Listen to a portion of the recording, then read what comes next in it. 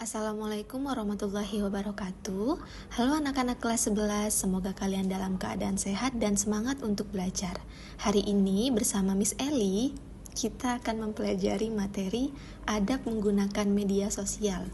Kita tahu, hampir setiap hari kita memakai media sosial.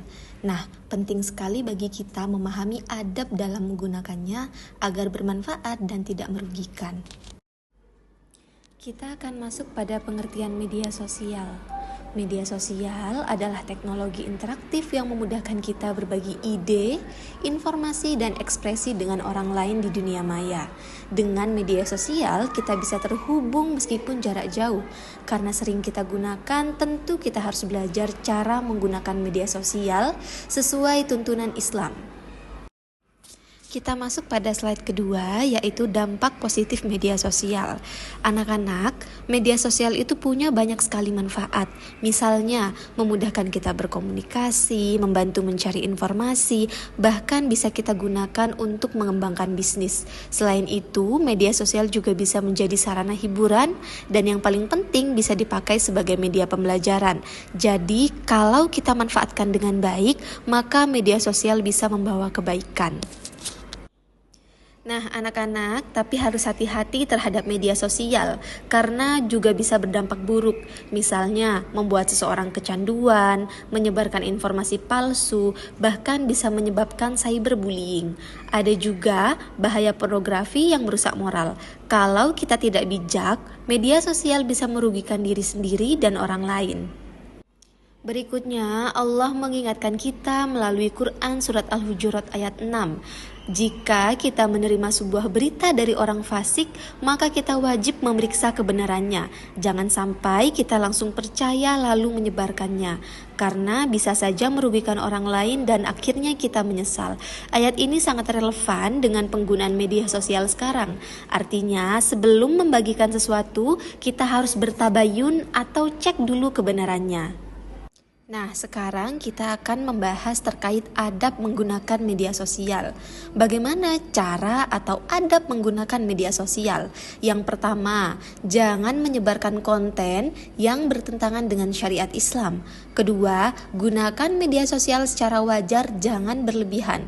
Ketiga, manfaatkan untuk hal-hal positif. Keempat, sebarkan informasi yang benar dan bermanfaat. Selain itu, kita juga harus berhati-hati dalam menyampaikan pesan serta tidak menyebarkan aib orang lain. Oke, slide selanjutnya terkait akibat tidak menerapkan adab.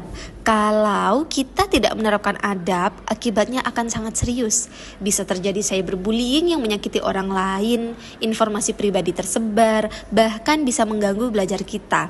Lebih parah lagi, kalau kita mengunggah sesuatu yang melanggar norma, bisa terkena masalah hukum.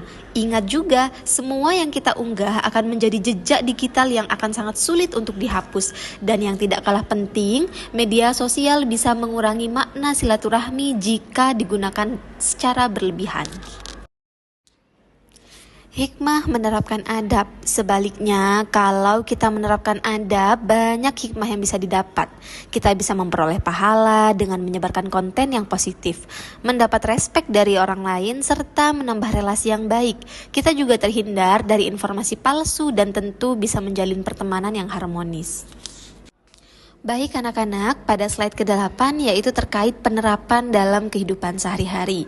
Lalu bagaimana penerapannya, Miss? Apakah sulit? Tidak ya anak-anak, caranya sangat sederhana, yaitu jangan menulis komentar buruk, berhati-hatilah sebelum mengunggah sesuatu, dan jadikan sosial media sebagai sarana untuk mengembangkan diri. Misalnya dengan mengembangkan ilmu, dakwah, atau konten yang bermanfaat.